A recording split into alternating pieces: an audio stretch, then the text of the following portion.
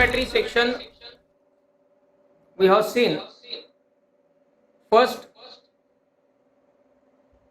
the definition of circular trigonometric functions.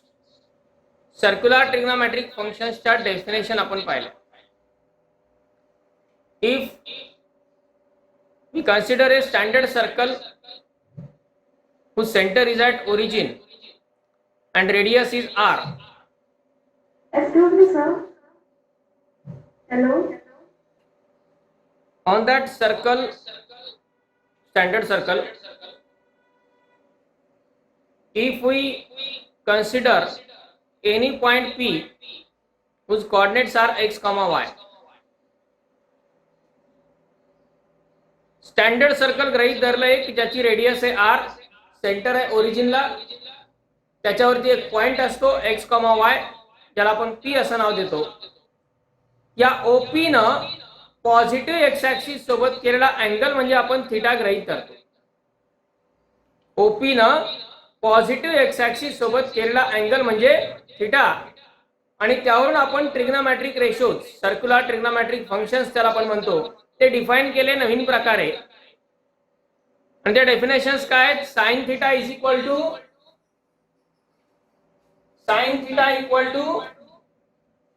y upon r. y upon r. Sin theta equal to y upon r. Cos theta equal to x upon r.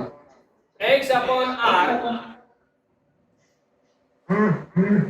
Tan theta equal to y upon x. tan theta equal to y upon x. Okay. Sin theta equal to y upon r, cos theta equal to x upon r, tan theta is equal to y upon x. Then cosec theta r upon y. y, sec theta r upon x. and cot theta x upon y. x upon y. These are the basic definitions of circular trigonometric functions. Circular trigonometric functions च्या या definition आपण consider केलेले आहेत while defining them. यात r म्हणजे standard सर्कलची radius असते, x आणि y म्हणजे त्या सर्कल वरच्या पॉइंटचे कोऑर्डिनेट असतात, आणि थीटा या रेडियस OP न किंवा सेगमेंट OP न पॉझिटिव्ह एक्स ऍक्सिस सोबत केलेला जो अँगल आहे तो अँगल असतो थीटा. या डेफिनेशन्स वरून आपण डिफरंट स्टँडर्ड अँगल्स विचारात घेतले, त्या स्टँडर्ड अँगल्सच्या व्हॅल्यूज फाइंड केल्या. 0 डिग्री, 90, 180, 270, 360. 90 च्या मल्टिपलचा एक ग्रुप पाहिला, आणि 30, 45 आणि 60 या तीन अँगलचा एक फॅमिलीचा ग्रुप पाहिला. फॅमिली का म्हटलं? फर्स्ट क्वाड्रंट मधले 3, सेकंड क्वाड्रंट मधले त्यांचेच मल्टिपल असणारे 3, थर्ड क्वाड्रंट मधले, फोर्थ क्वाड्रंट मधले त्यांचेच मल्टिपल असणारे 3, आणि या सगळ्यांच्या व्हॅल्यू आपण आपल्या लेफ्ट हँडच्या 5 फिंगर वरती सेट केल्या, आणि त्याला शॉर्ट ट्रिकनी कसं लक्षात ठेवायचं हे पाहिजे. Now here, while considering about the next point in the trigonometry, that is trigonometric ratios of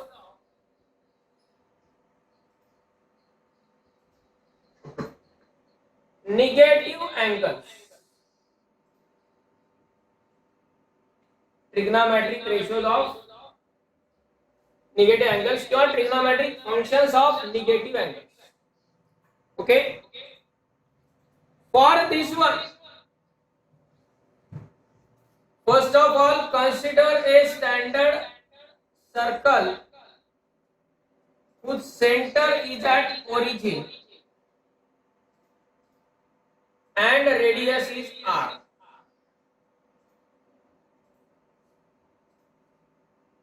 Y-axis, X-axis, origin.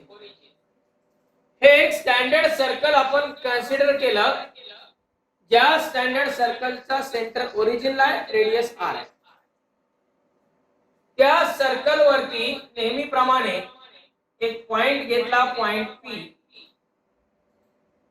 ज्याचे कोऑर्डिनेट असतील x, y. Okay, x, y. आणि या ओपी न पॉझिटिव्ह एक्स ऍक्सिस सोबत केलेला अँगल म्हणजे एक्स ओ पी त्याला आपण म्हणू शकतो. तो अँगल म्हणजे हा अँगल, तो आहे सपोज थीटा. ही रेडियस आहे आर. एक्स ओ पी हा अँगल थीटा. या सिच्युएशन मध्ये साइन थीटाची व्हॅल्यू असते y अपॉन आर, कॉस थीटाची व्हॅल्यू असते x upon R, tan theta y upon x, आणि हे त्यांचे रेसिप्रोकल्स. या प्रकारे circular trigonometric functions, circular trigonometric ratios define होतात. ज्यांनी प्रिव्हियस पॉइंट्स नाही स्टडी केलेले त्यांनी हे लक्षात ठेवा. पी हा पॉइंट सर्कलवरचा आहे, ज्याचे कोऑर्डिनेट आहे x, y. आर ही त्या सर्कलची रेडियस आहे, आणि त्याच ओपी न पॉझिटिव्ह एक्स ऍक्सिस सोबत केलेला अँगल म्हणजे थीटा. या सिच्युएशन मध्ये ट्रिग्नोमेट्रिक रेशोज या प्रकारे डिफाइन केले जातात. म्हणजे राईट अँगल ट्रायंगल ऐवजी सर्क्युलर फॉर्म मध्ये ते या पद्धतीनं डिफाइन केले जातात.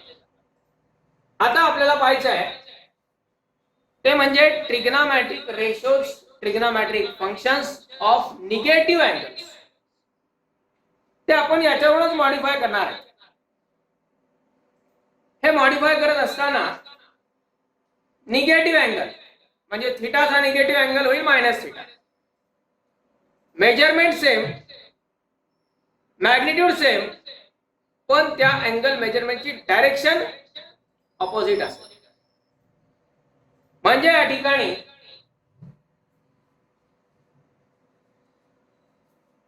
समजा आता एक्स ओ पी हा एक अँगल आहे, तो थीटा आहे, आणि आपल्याला पाहिजे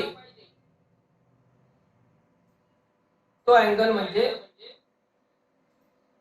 मायनस थीटा. आता मॅग्निट्यूड सेम याच्यासाठी म्हटलं, हा 30 असेल हा मायनस 30 पाहिजे, हा 40 असेल हा मायनस 40 पाहिजे, हा 10 असेल हा मायनस 10 पाहिजे. Angle same. त्यासाठी आपल्याला काय करावं लागेल, टर्मिनल रे या डायरेक्शन मध्ये रोटेट करावं लागेल, क्लॉकवाईज. क्लॉकवाईज डायरेक्शन मध्ये रोटेट केला की अँगल निगेटिव्ह येणार. हा झाला angle minus theta. Okay, so now here this is by definition. Trigonometric ratios functions मध्ये बाय डेफिनेशन म्हटलं की आता यापुढे नेहमी हे लक्षात ठेवायचं. या 6 व्हॅल्यू. आता यामध्ये लेट आणखी एक पॉइंट आपण घेऊ, पी डॅश. पी डॅश हा पॉइंट आपण घेतला. P dash be a point on circle such that P dash हा एक असा पॉइंट घेतला, angle x o P dash equal to minus theta. x o P dash हा अँगल आपण काय गृहीत धरला, minus theta. Angle X O P dash is minus theta. मग हा जर अँगल मायनस थीटा आहे, कुणी मला पी डॅश चे कोऑर्डिनेट सांगू शकेल? पी डॅश चे कोऑर्डिनेट काय होतील? Minus x, minus Y. x comma minus y. x comma minus y. X comma minus y. X comma minus Y, कारण फोर्थ क्वाड्रंट आहे, बरोबर आहे. फोर्थ क्वाड्रंट मध्ये एक्स पॉझिटिव्ह असतो आणि वाय निगेटिव्ह असतो, कारण या फोर्थ क्वाड्रंटला एक्स ची डायरेक्शन पॉझिटिव्ह येते आणि वाय ची डायरेक्शन निगेटिव्ह येते. महत्वाची गोष्ट ही आहे की पॉइंट पी चा जो एक्स कोऑर्डिनेट आहे तोच पी डॅश चा एक्स कोऑर्डिनेट राहील. का? समजा आपण आता इथे परपेंडिक्युलर काढला हा, किंवा हे पी आणि पी डॅश जॉईन केले,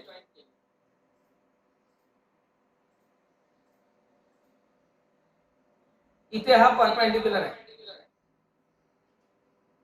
लक्षात घ्या, ओ पी क्यू ही जी ओ क्यू ही लेंथ आहे ती एक्स असते, बरोबर आहे. ओ क्यू ही लेंथ एक्स असते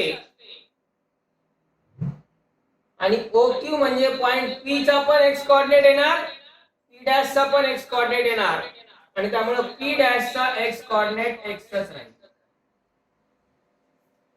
त्यानंतर पी क्यू म्हणजे वाय असतो, हा वाय असतो, बरोबर आहे. आता ही लेंथ आणि ही लेंथ सेम राहणार, कारण आपण अँगलचं मेजरमेंट सेम घेतलेलं आहे, अँगलची मॅग्निट्यूड सेम ठेवलेली आहे आणि अँगलची मॅग्निट्यूड सेम असल्यामुळं ही लेंथ आणि ही लेंथ पण सेम राहणार. कारण हा इथून इकडे जितका गेलाय तेवढाच इकडे आला, मेजरमेंट मॅग्निट्यूड सेम आहे, फक्त दिशा बदलली, डायरेक्शन बदलली आहे, म्हणून तो मायनस झाला. मग इथे मायनस वाय येणार, कारण ही लेंथ वायच आहे, पी डॅश क्यू ही लेंथ वायच आहे. म्हणजे आपण असं म्हणू शकतो O Q equal to X आणि P dash Q equal to minus Y, किंवा त्यापेक्षा P dash Q equal to length Y असेल. पॉइंट पी डॅश चे कोऑर्डिनेट काय होती, ही लेंथ वायच असते, डिस्टन्स कधी निगेटिव्ह नसतं, पण तो फोर्थ क्वाड्रंट मधला पॉइंट आहे म्हणून त्याचा वाय कोऑर्डिनेट निगेटिव्ह येणार. ओके. आता यामध्ये जर आपण पी डॅश हा पॉइंट कन्सिडर केला तर एक्स ला एक्स सेम आहे, पण वाय मात्र मायनस झालाय. पण अँगल जरी कुठं थिटा राहिलाय, अँगल कोण झालाय, मायनस थिटा झालाय. समजा आपल्याला आता लिहायचंय साइन ऑफ मायनस थिटा. काय लिहायचंय, साइन ऑफ मायनस थिटा लिहायचंय, म्हणजे अँगल हा कन्सिडर करायचा आहे. अँगल जर हा कन्सिडर केला तर पॉइंट हा, अँगल जर हा कन्सिडर केला तर पॉइंट हा, म्हणजे अँगल जर थिटा घेतला तर पॉइंट पी, पी चे कोऑर्डिनेट. अँगल जर मायनस थिटा घेतला तर पी डॅश चे कोऑर्डिनेट. क्लियर आहे. अँगल जर थिटा तर कोऑर्डिनेट पी चे आणि अँगल जर मायनस थिटा तर कोऑर्डिनेट पी डॅश चे. ओके.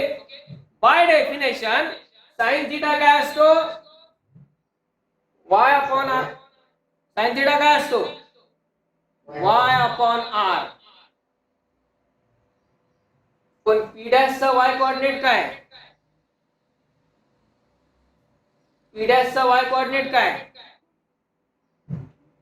मायनस वाय, बरोबर आहे. पी डॅश चा y कोऑर्डिनेट काय, पी डॅश चा y कोऑर्डिनेट मायनस वाय, म्हणजे साइन ऑफ मायनस थिटा काय, मायनस वाय अपॉन आर. बदल काय होतोय, थिटाचा जेव्हा मायनस थिटा झाला एक्स ला एक्स सेम राहतो, पण वाय मात्र साइन बदलतो, वाय मात्र साइन बदलतो. आणि त्यामुळं साइन ऑफ मायनस थिटा होणार मायनस वाय अपॉन आर. पैकी हा जो मायनस आहे तो आपण बाजूला ठेवू.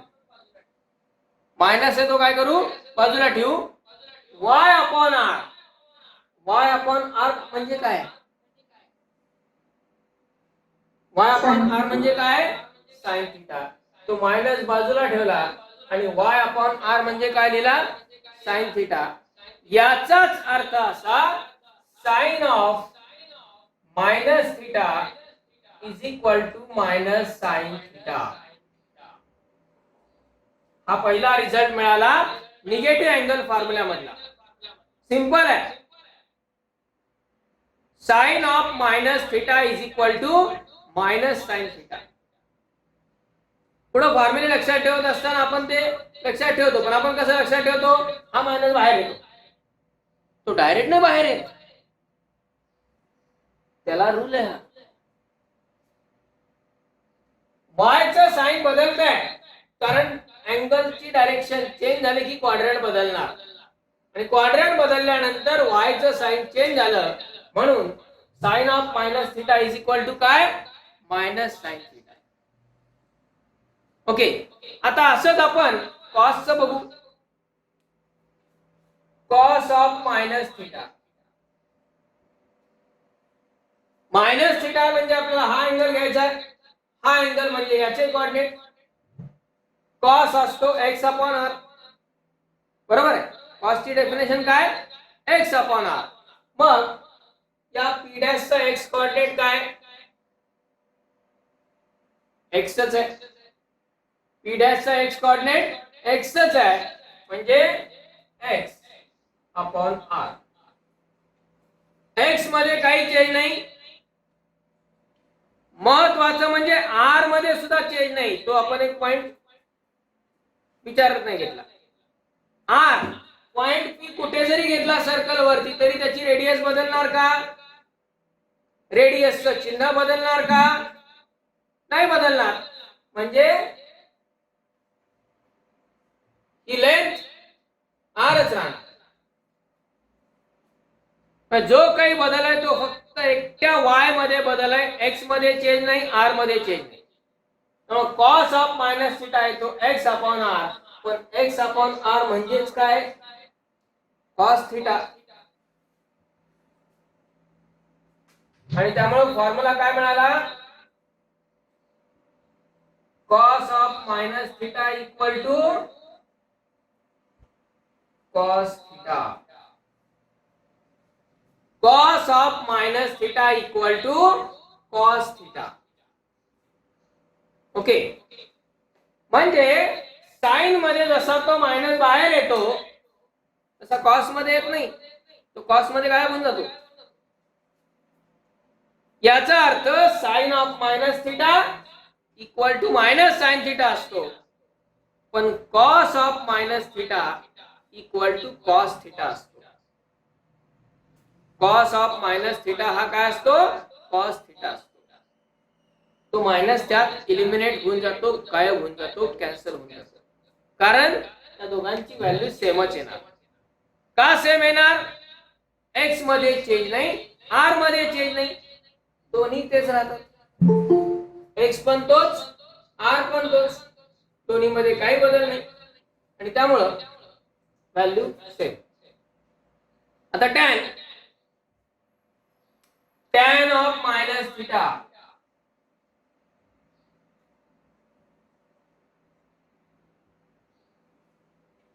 tan असतो y अपॉन एक्स. बरोबर. पण तो थिटा साठी मायनस थिटा साठी घ्यायचा आहे म्हणजे हा अँगल. हा अँगल म्हणजे हा पॉइंट.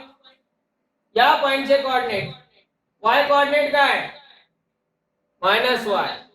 एक्स कोऑर्डिनेट काय एक्स. म्हणजे तो येईल मायनस वाय अपॉन एक्स. त्यातला तो मायनस बाहेर ठेवला तसाच.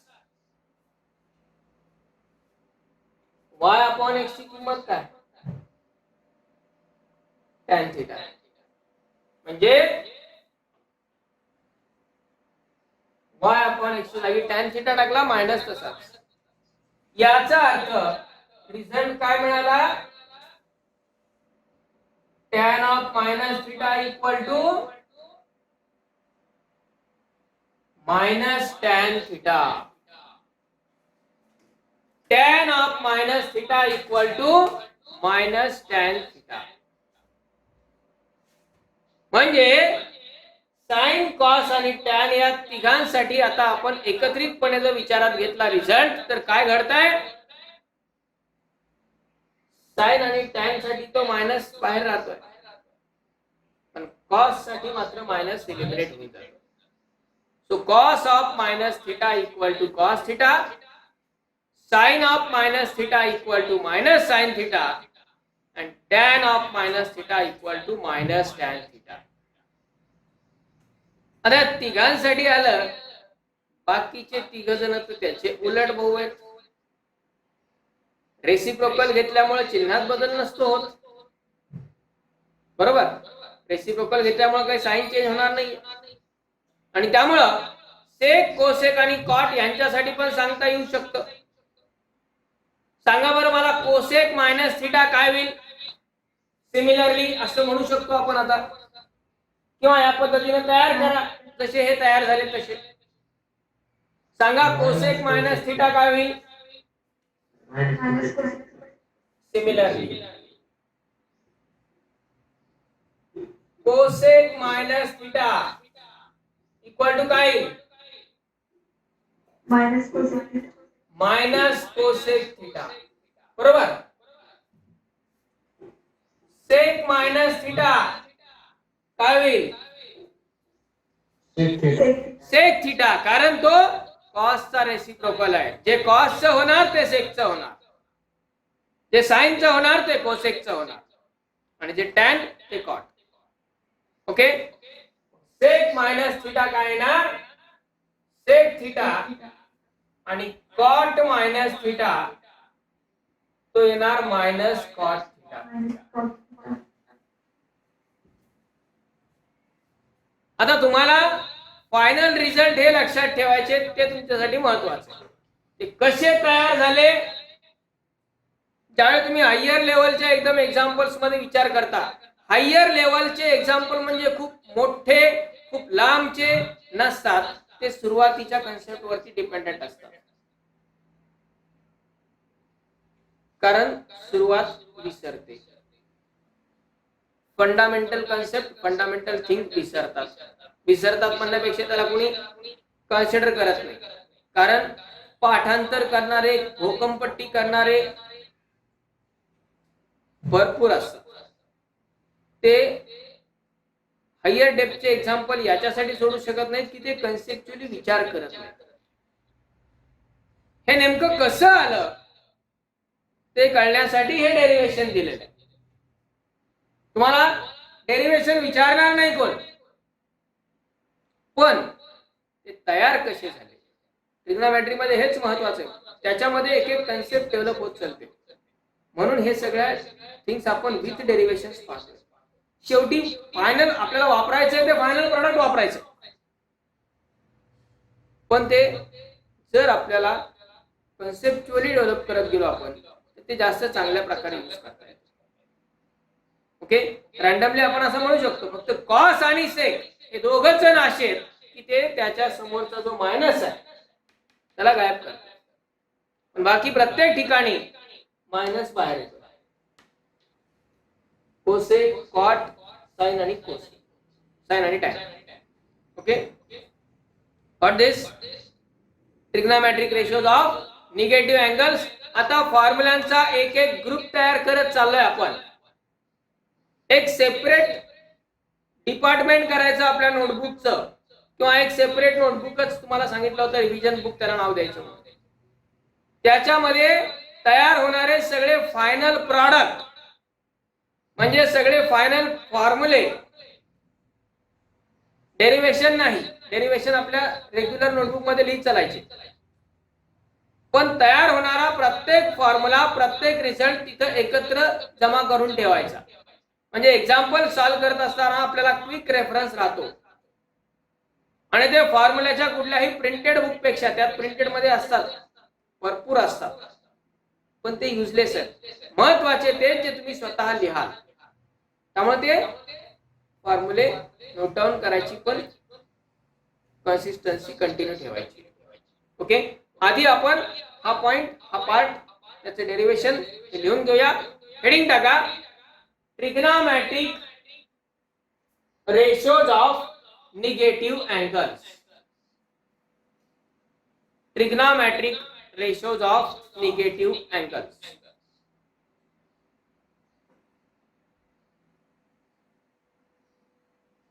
In that, write down.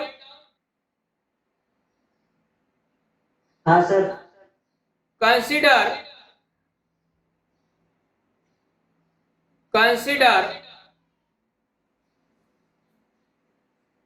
a standard circle. A standard circle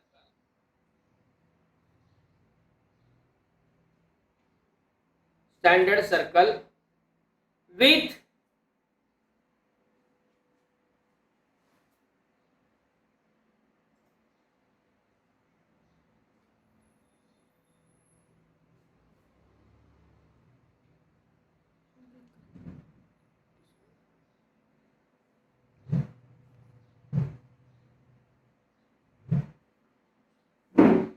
consider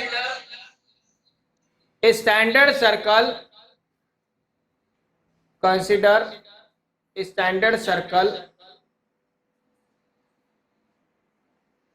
Consider a standard circle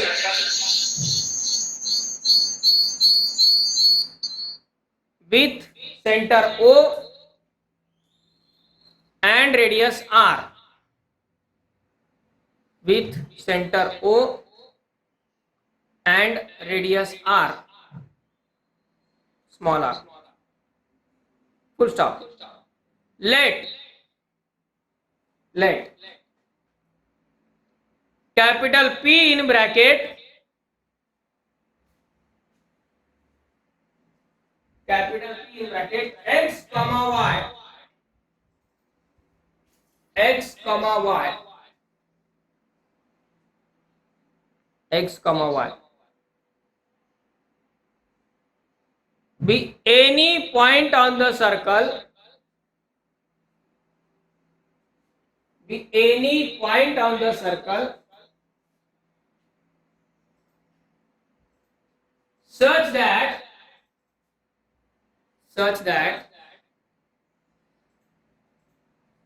angle XOP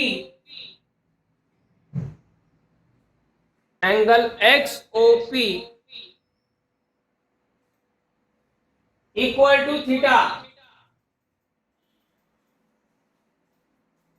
Angle XOP equal to theta as shown in figure. As shown in figure.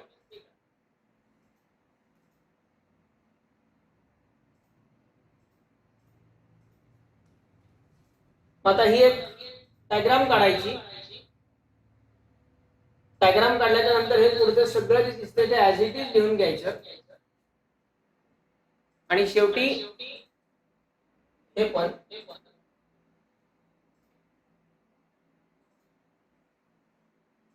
Sir ते बोर्डवर charger दिसते. कुठला board